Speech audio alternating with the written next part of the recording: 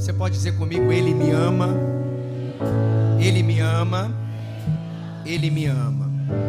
Essa voz foi a voz de Deus para o seu filho, quando o pai olhou para o filho e disse: este é o meu filho amado, em quem eu tenho prazer.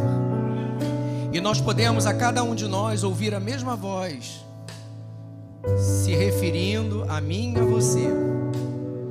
Não que nós estejamos nos comparando com a perfeição de Jesus, mas nós podemos nos comparar com o amor do Pai. A voz de Deus para mim e para você nessa noite: você é o meu filho amado, em quem eu tenho prazer. Queria que você virasse para 3, 4 pessoas e dissesse para ela: Deus te ama e Deus tem prazer em você. Deus te ama, Deus tem prazer em você. Deus te ama, amém. É isso mesmo, Deus te ama, Deus tem prazer em você. Pode se sentar, seja bem-vindo mais uma vez. Nós falamos isso no início desse encontro, mas repetimos nessa hora. Talvez você tenha chegado um pouco depois. Você é muito bem-vindo a este lugar, muito bem-vinda à casa de Deus. Sempre é uma alegria muito grande a gente poder estar recebendo aqui você neste lugar que é tão especial. Você gosta de estar na casa de Deus? Diga amém. Muito bom, né? Você sabe, eu tenho assim uma alegria muito grande de estar com os irmãos. Eu sinto falta dos irmãos. Eu gosto daquele bate-papo ali na rua, na frente da igreja, lá na cantina. É bom, né, a receptividade que vocês têm. Vocês de fato são pessoas especiais.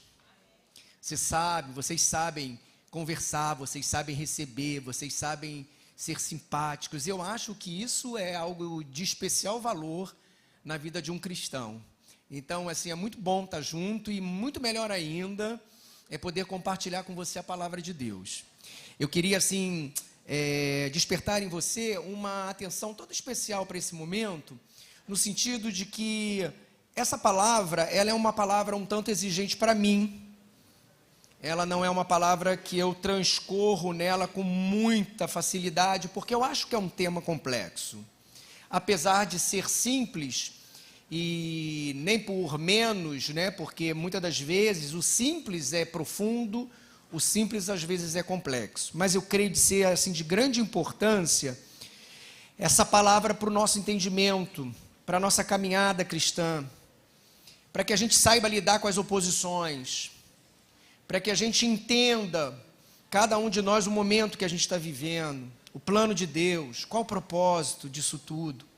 E você possa então não ser como uma palha levada pelo vento, mas você possa ser alguém que sabe para onde você está indo, e você sabe o que Deus está fazendo na tua vida, apesar de tantas outras questões. Amém, queridos? Então, eu queria dividir essa palavra em 3 movimentos. O primeiro movimento que eu vou tratar com você é da desfiguração da humanidade. Um segundo momento, quando eu quero abordar essa humanidade perfeita. E um terceiro momento, quando a gente estará concluindo, eu queria conversar com você sobre a restauração da humanidade.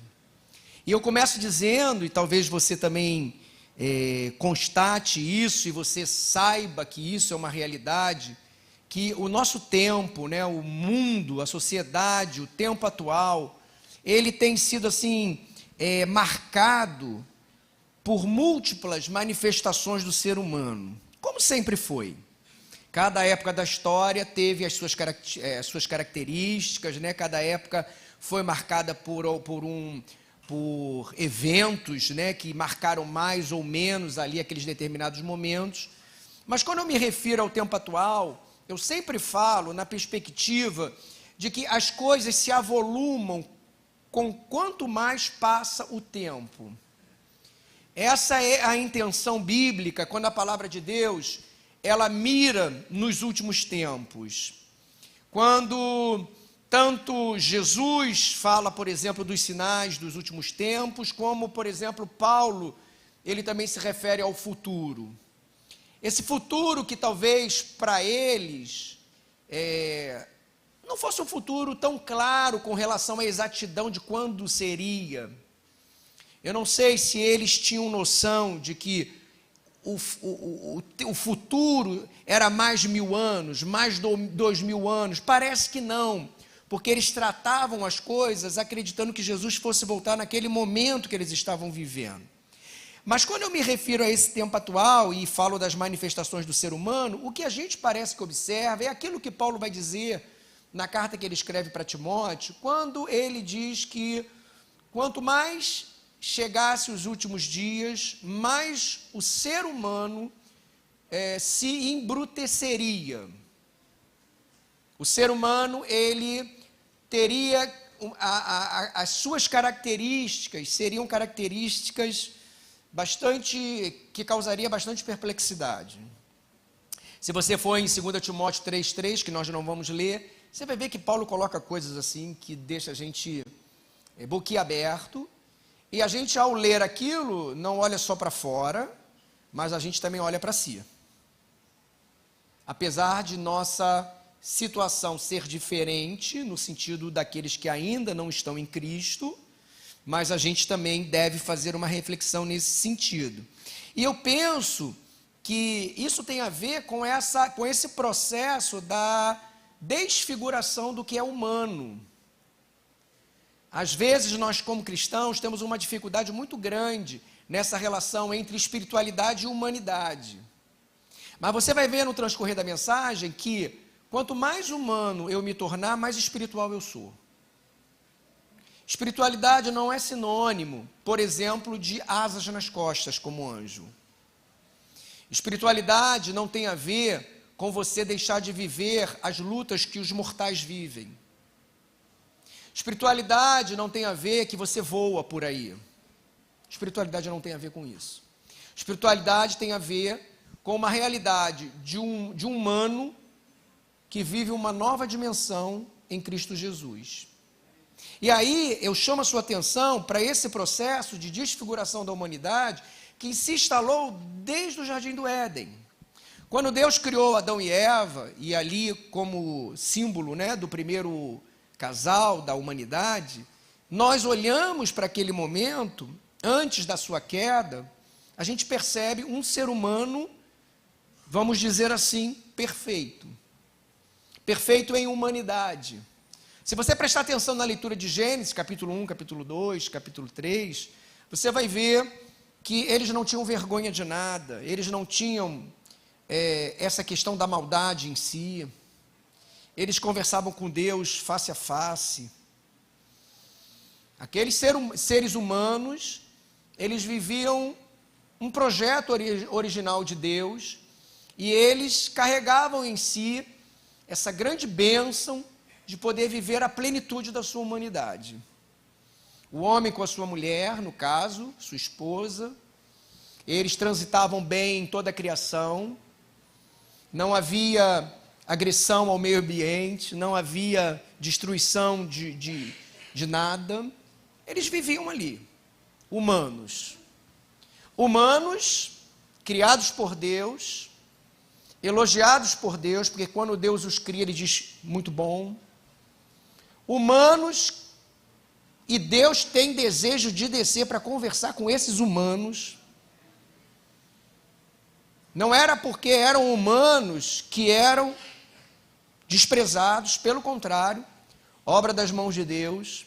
E desde esse processo, que quando eles então decidem romper com essa dependência de Deus, é muito interessante a gente observar que a proposta que a serpente, na figura da serpente, o mal na figura da serpente faz a esse primeiro casal, primeiramente a mulher e depois o homem também embarca nessa proposta, foi quando ela diz assim, não é verdade, porque Deus sabe que se vocês comerem da árvore do conhecimento do bem e do mal, vocês serão como Ele. O grande problema, e que eu vejo, não é que o homem seria como Deus, porque parece que ser como Deus, não que se transformaria em Deus, mas ser como Ele, parece que é a proposta da obra de Deus através de Cristo Jesus. Nós temos a possibilidade de termos a natureza de Deus, de sermos cada vez mais formados à sua imagem. O problema da proposta foi quando essa serpente, que já tinha vivido essa experiência, ela propõe que esse ser humano, ele que se tornaria como Deus, mas que ele fizesse isso independente desse Deus, fora desse Deus. Ele seria como Deus, ela seria como Deus, conhecedores do bem e do mal, mas eles agora fariam isso de maneira autônoma, não mais ligados a esse Deus. E aí, quando Adão e Eva cometem aquilo que nós sabemos, eu ouvi essa expressão na fala de um teólogo, de um pastor, quando ele diz, eles se amputaram de Deus. É como se um membro, eles fossem para estar ligados a Deus e vivessem toda a realidade do que Deus tinha para eles, mas quando eles pecam, eles se amputam, eles saem. Eles dizem, eu não quero mais saber de Deus, eu vou viver a minha vida, eu vou conhecer tudo que eu tiver que conhecer e eu não preciso mais de você. E ali começa um processo de desfiguração da humanidade. Se você prestar atenção na sua leitura de Gênesis, depois eu convido você para em casa durante a semana fazer isso, você vai ver que depois que isso acontece, que vem o juízo, o ser humano vai se desfigurando. O primeiro homicídio acontece. Caim mata o seu irmão. O ser humano não é mais um humano. O ser humano está virando um monstro. As coisas começam a acontecer, violência a tal ponto que no capítulo 6 de Gênesis, Deus diz que se arrepende de ter criado a humanidade. E ele diz, eu acho que eu vou acabar com essa humanidade, porque aquela humanidade não era mais a humanidade humana, era a humanidade irracional que tinha acabado de se transformar. E aí Deus anuncia o dilúvio, porque ele vê um homem que ainda tem a característica humana, que é Noé. E aí Deus diz assim, Noé, homem justo. Noé, homem temente. Noé preservava ainda dentro de si aquilo que Deus esperava encontrar na humanidade, mesmo depois da sua queda. E aí Deus, então, tenta criar, ou tenta recomeçar, através desse Noé, para que uma nova humanidade, vamos dizer assim, pudesse se instalar ali, e aí Deus anuncia o juízo. Quando eu falei amputado, eu não sei se você fez a relação com outros versículos do Novo Testamento. Primeiramente, quando Jesus, ele vai falar em João, que nós somos como ramos enxertados na videira. O que Jesus faz? Jesus vai pegar aqueles que assim desejarem, que se encontrarem com ele, Jesus vai reimplantar, vai implantar de novo nele. Quando a palavra de Deus diz que os ramos foram enxertados na videira, a palavra de Deus está dizendo que a obra que Jesus veio fazer é trazer de volta esse humano, para que ele que estava amputado fosse reimplantado no corpo, que aqui é Deus, né? É o Senhor, e esse ser humano, reimplantado nesse corpo, pudesse receber a seiva, o alimento, e pudesse viver como ele, mas recebendo dele, não independente dele. E a humanidade, ela vai ser restituída nesse processo. Nós vamos chegar lá. Mas um outro texto é que Paulo também fala sobre isso. Ele fala em Romanos 11, se eu não me engano, Romanos 11, quando ele diz assim, que aquelas pessoas a quem ele se referia, porque ele estava tratando ali de um assunto sobre Israel, sobre gentios, né? E ele diz assim, vocês são ramos enxertados na oliveira, vocês eram ramos bravos, eram oliveiras bravas, agora vocês foram enxertados. Ele usa a mesma linguagem de uma reconexão desse ser humano de volta a ser ele reimplantado, como eu falei, em Deus.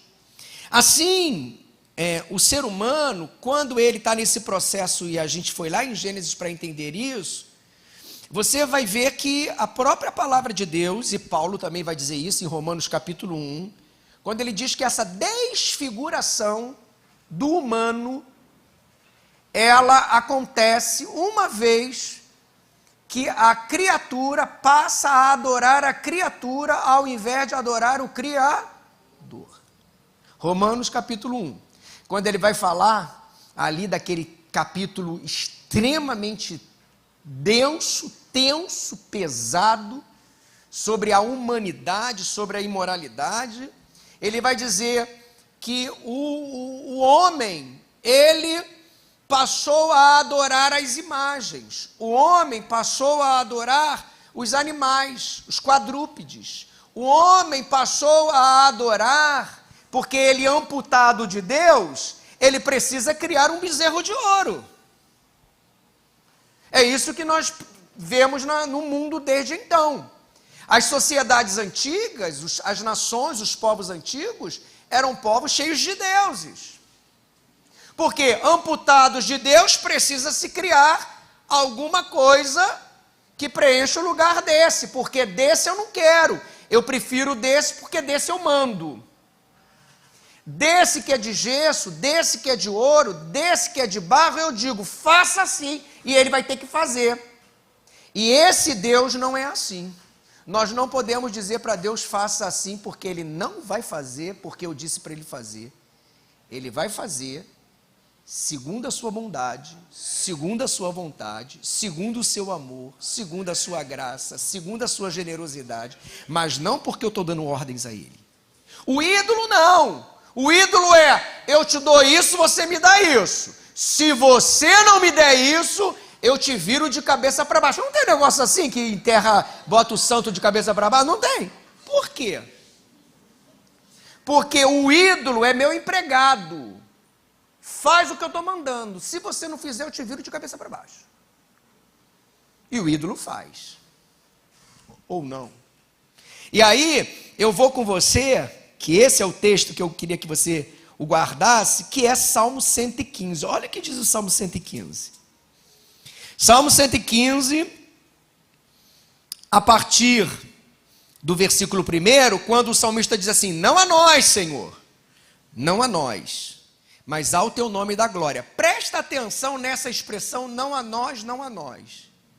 Porque ela é a base e a porta que é aberta para a gente entender o resto. Porque o salmista, ele está dizendo assim, Senhor, o homem, eu não posso ser o centro dessa história, porque se eu for o centro, como Adão foi o centro, eu serei desfigurado. E ele diz, não a nós, mas ao teu nome, da glória. O que o salmista está fazendo? O salmista está dizendo e confessando que ele entende que a centralidade é de Deus, que Deus é o Senhor, que Deus é o centro. Então ele diz, não a nós, mas ao teu nome da glória. E aí ele transcorre, versículo 4, os ídolos das nações são prata e ouro, obra de mãos humanas. Tem boca e não? Tem olhos e não? Prega comigo, vamos lá. Tem ouvidos e não? Tem nariz e não? Tem mãos e não? Tem pés e não? Som nenhum lhe sai da garganta. Tornem-se semelhantes a eles os que os fazem, e todos os que neles confiam. Quando a humanidade em Adão se amputa de Deus, ela passa a criar os ídolos, a servir os ídolos, e esses ídolos têm boca e não falam, às vezes eu penso, porque às vezes eu falo, tem olhos e não falam, tem boca e não veem. Tem boca e não falam, tem ouvidos e não ouvem. E a palavra diz que à medida que eles fazem os ídolos e que eles servem os ídolos, eles se tornam iguais a eles. Iguais em que sentidos? Eles se desfiguram. Porque o ídolo é um Deus desfigurado. O ser humano que não está ligado a Deus é um ser humano desfigurado. Ele tem boca, não comunica nada. Porque aqui nós não estamos aplicando isso no sentido fisiológico. Tem boca, pastor, mas eu falo. Não é nesse falar. Não fala de acordo com Deus. Tem ouvidos, mas não ouve, como a própria palavra diz, quem tem ouvidos, ouça. O quê? O que o Espírito diz à igreja. Não tem ouvidos para isso. Tem pés e não andam. Tem mãos e não expressam nada. Por quê? Porque estão separados de Deus. O ser humano é desfigurado. E é muito interessante quando a gente pode ler e observar. Agora eu estou no segundo movimento, quando eu falo da humanidade perfeita, e aí eu vou falar de Jesus. Quando Jesus, porque Deus precisa intervir nessa história. Deus precisa colocar o seu plano em ação para que esse grande problema que se instalou na humanidade seja revertido de alguma maneira, porque o nosso Deus não é sádico de ter criado a humanidade e largar ela à sua própria sorte. Ele então, diz a Bíblia, que ele envia o seu Filho amado, e João vai dizer no capítulo 1 que o verbo se fez carne. Filipenses, Paulo vai dizer que Jesus veio em figura humana. Olha o humano, a importância do humano. Jesus, ele é o Filho de Deus, ele, no caso, né, aquilo que a palavra vai dizer que ele já existia antes, o verbo estava com Deus, o verbo era Deus, eu até preguei uma palavra sobre isso, né? Ele era antes de tudo, tanto que uma das frases que vai dar maior problema naquela ocasião foi quando Jesus disse, antes que Abraão fosse, eu era. Mas como? Abraão, você não tem 30 anos, você não tem 40 anos, como é que é? Você é antes de Abraão, ele está doido. Mas o que ele estava dizendo? Ele sempre existiu, ele é eterno, mas chega um determinado momento na história, que quando Deus quer restaurar a humanidade, é necessário que essa humanidade seja restaurada através de um humano. E esse humano que Deus vai usar para restaurar o humano é o seu Filho, que se faz carne, que mora em Jerusalém, que anda em Jerusalém, que nasce em Nazaré, que vai, que percorre, que pisa no chão, que tem o pé sujo de poeira, que alguém lava os pés dele e ele lava os pés dos outros, que ele chora. Ele é humano perfeito. Esse humano perfeito que aponta para mim e para você o plano de Deus, que sempre foi esse, que o humano pudesse ser plenamente humano. E esse Jesus, então, quando ele vem nessa missão de trazer de volta o humano, para enxertar esse humano em Deus, e agora esse humano receber a saúde dele, para que ele seja cada vez mais humano, porque, irmão, nada mais do que nós vemos da maldade do mundo é o ser humano sendo desfigurado, e quando ele comete, se a gente pudesse aqui traduzir pecado, seria tudo aquilo que o homem comete que desfigura ele como ser humano. É isso. Se alguém mata alguém, ele está desfigurado da sua humanidade. Se ele adultera, ele está desfigurado da sua humanidade. Se ele, sei lá, fala mal de alguém, a gente se desfigura. Quando Jesus então vem, e é isso que é muito legal, a gente vai ver que Jesus começa, dos sinais do verdadeiro Messias, era os milagres, a cura. E quando Jesus começa a curar, você vai ver Mateus, vamos lá, acho que é Mateus capítulo 15, exatamente, Mateus 15, olha aqui, olha o texto de Mateus 15, aí você vai fazer uma relação muito legal, Mateus 15, 29, um resumo, diz assim, Mateus 15, 29, saindo dali, Jesus foi para junto do mar da Galileia, e subindo ao monte, assentou-se ali. E vieram a ele muitas, o quê? Multidões, trazendo consigo quem? Coxos, cegos, aleijados, mudos. Ué, mas quem são os ídolos? Tem boca e não? Tem pés e não? Olha o que ele diz. E muitos outros, e os deixaram junto aos pés de Jesus. Ele os curou. O povo ficou maravilhado ao ver que os mudos passaram os aleijados recuperaram a saúde, os coxos andavam, os cegos viam e glorificavam o Deus de Israel. Claro que eu não estou dizendo que o milagre foi algo real e que serviu, num primeiro momento, para atender a necessidade do doente.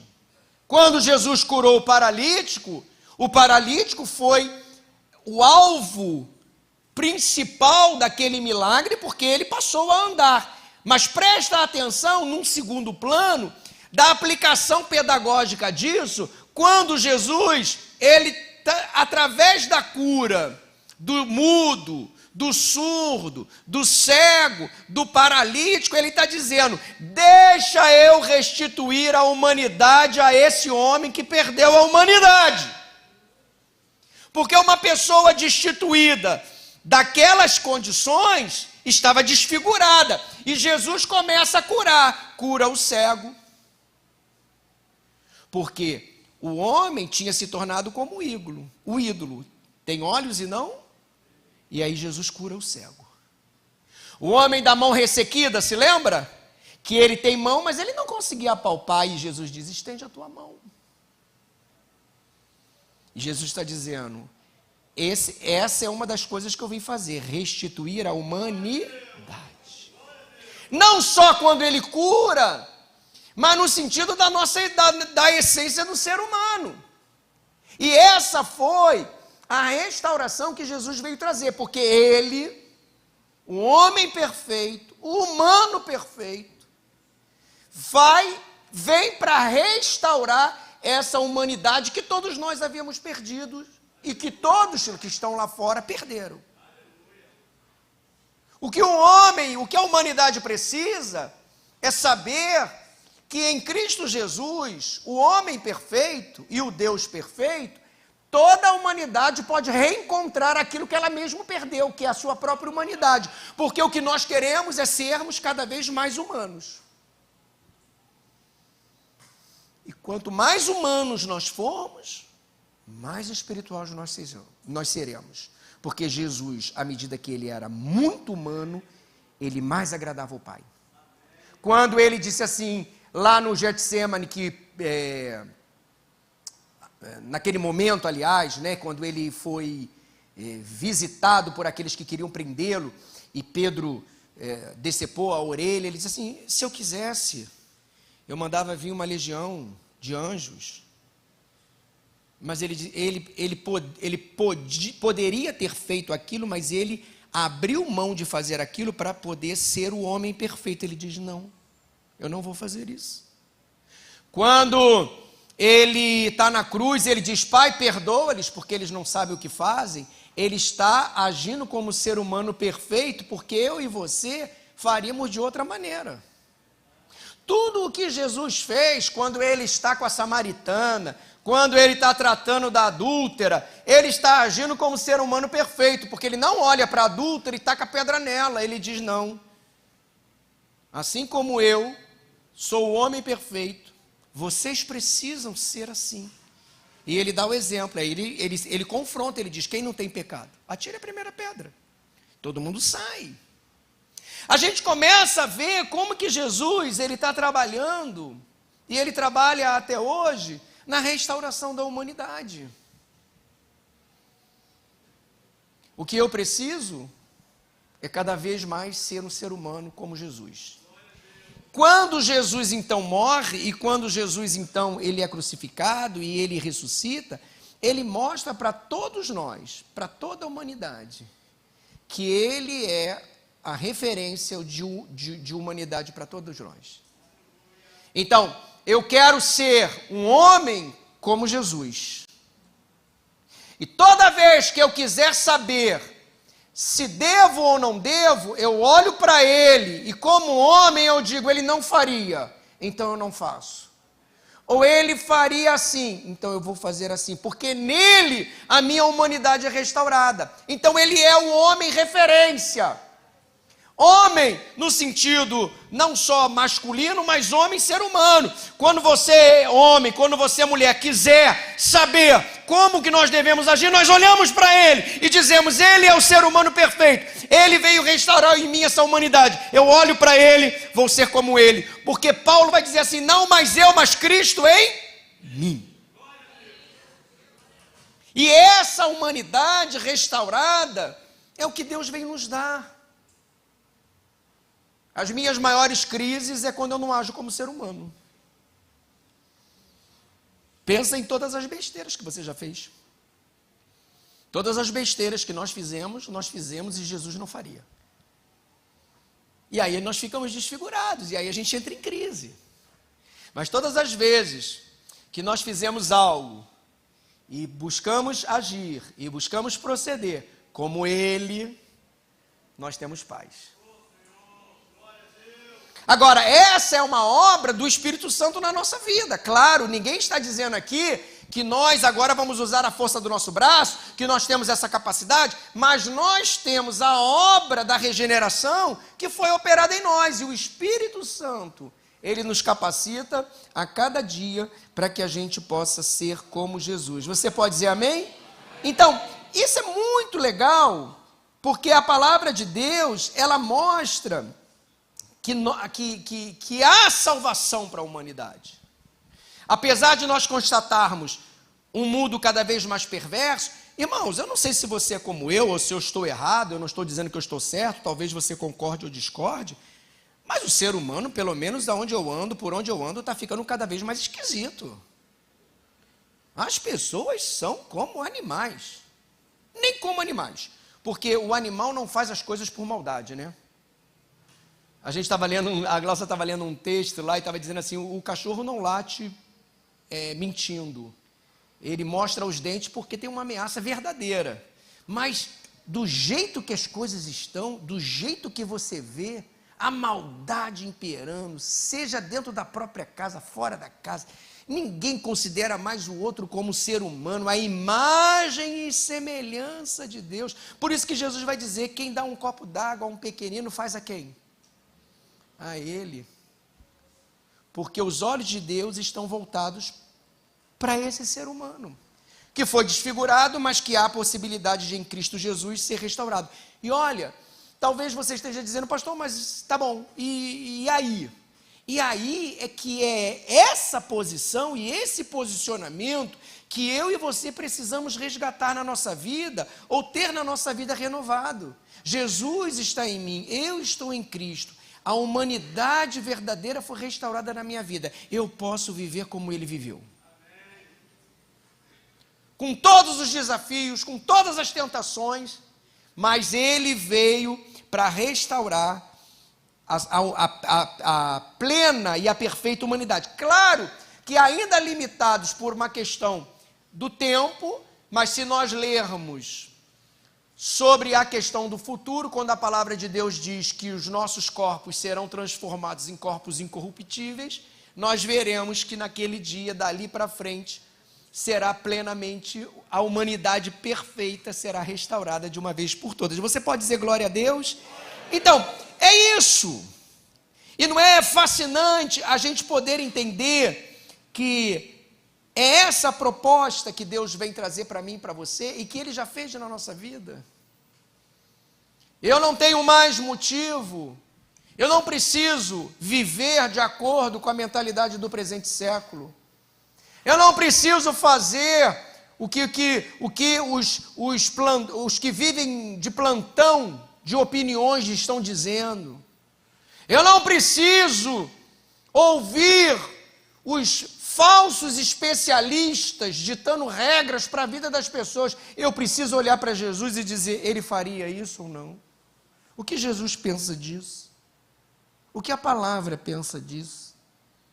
E aí eu volto, por isso que ele diz, conhecereis a verdade e a verdade vos libertará. É um processo no qual a gente faz parte. Eu termino também mostrando para você que Jesus, então, é a referência de quem é Deus, porque até na oração que ele faz, ele diz que eles sejam um como nós somos um.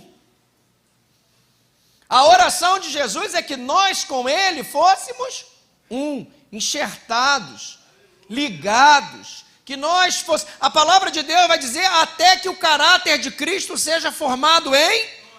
Há uma luta, é verdade, há uma guerra, e a gente precisa entender tudo isso como uma grande batalha.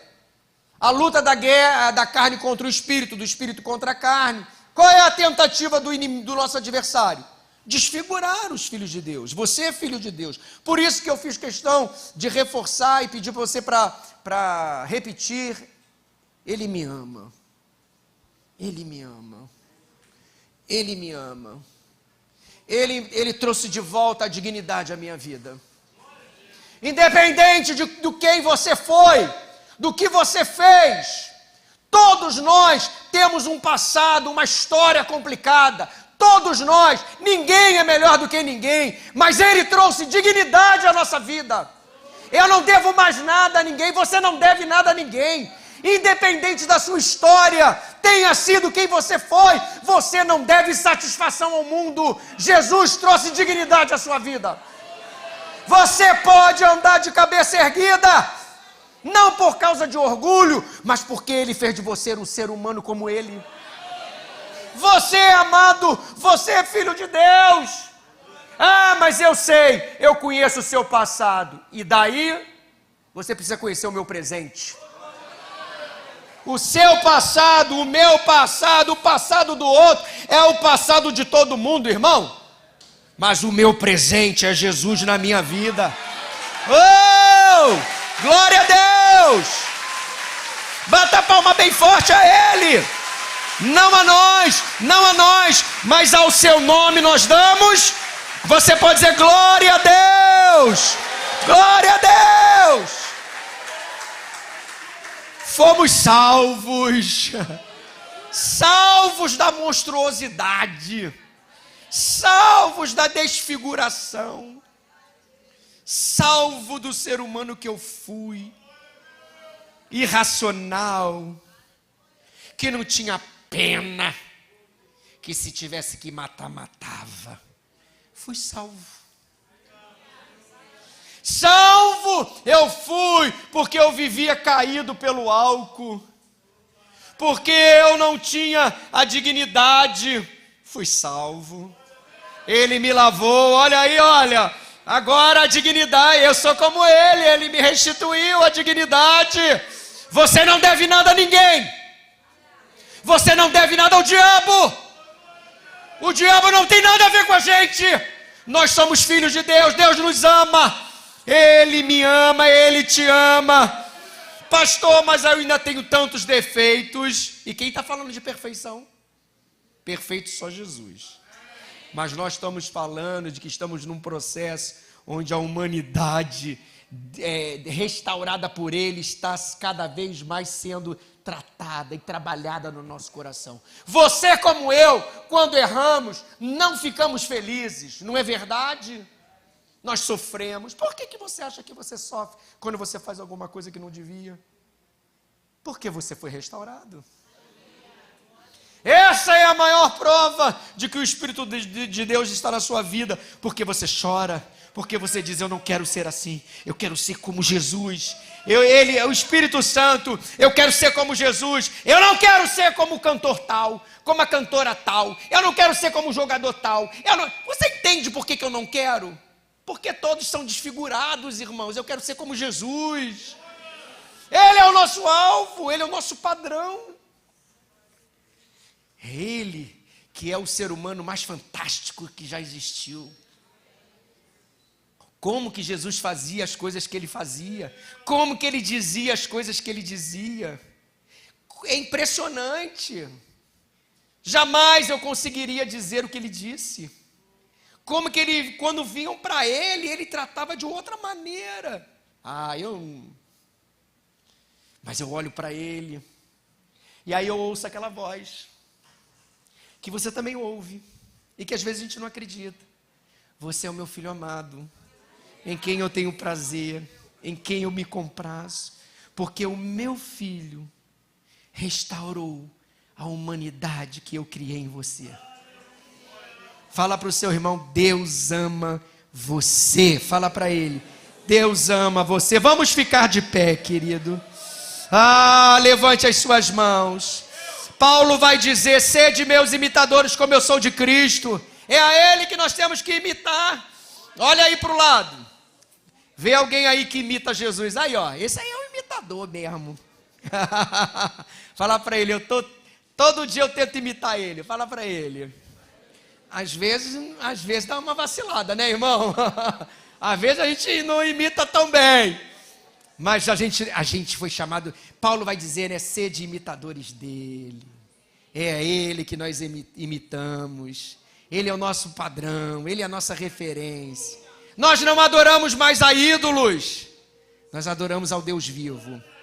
E aí você vai entender que o reverso também é verdade. Se quem adora o ídolo fica como ele, quem adora a Deus fica como Deus. E aí tem boca e fala. Mas fala o quê? Fala da vida dos outros? Às vezes. Fala palavras que abençoam. Aí você passa a ter a boca que Isaías disse que Deus tinha dado a ele. Boca de erudito. Deus me deu. Boca de erudito. Não é para falar palavras difíceis. Boca de erudito é para falar palavras que curam. Você é boca de Deus, porque você não adora ídolo. Você tem boca e você fala a palavra de Deus. Você tem olhos e você vê, mas você vê como Deus, porque você tem discernimento, porque você foi curado, porque Ele tocou na minha vista, Ele tirou as escamas dos nossos olhos. Quem cega é o Deus desse século. A palavra de Deus diz que o Deus desse século tem cegado o entendimento das pessoas, mas dos nossos olhos Ele tirou as escamas. Você estava parado na vida, você não conseguia andar. Não é andar porque você não tinha emprego, não é andar porque você não estudava. Na sua existência, você estava lá, travado. Ele chegou e disse, levanta e anda. E nós estamos andando, nós estamos caminhando. Numa linguagem bastante religiosa, a gente poderia dizer, caminhando eu estou para Canaã. Estou caminhando, caminhando, caminhando. E esse Jesus, Ele está com a gente no caminho, completando a obra. Aquele que começou a boa obra, vai completar até o último dia, até o dia de Cristo Jesus. Quando nós estivermos lá, olhando face a face para Ele, presta atenção. Paulo diz assim, agora nós vemos como que espelho.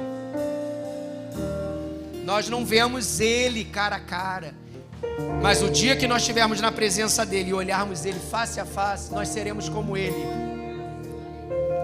Porque se quem olha para o ídolo fica como o ídolo, se quem vê Deus fica como Ele. Levanta as suas mãos e adora. Agradeça. Diga obrigado porque eu não sou mais perdido. Eu não sou mais quem eu fui. Eu sou nova criatura. Jesus habita em mim. Ele me salvou. Ele me perdoou. Ele é a minha referência. Pai amado, que nesta noite a fé seja fortalecida. E aquele que entrou aqui cabisbaixo, possa estar de cabeça erguida dizendo, Ele me deu dignidade. Oh, aleluia! Ele escreveu o meu nome no livro da vida. Eu sou filho de Deus. Ele não me abandona, Ele está comigo até o último dia.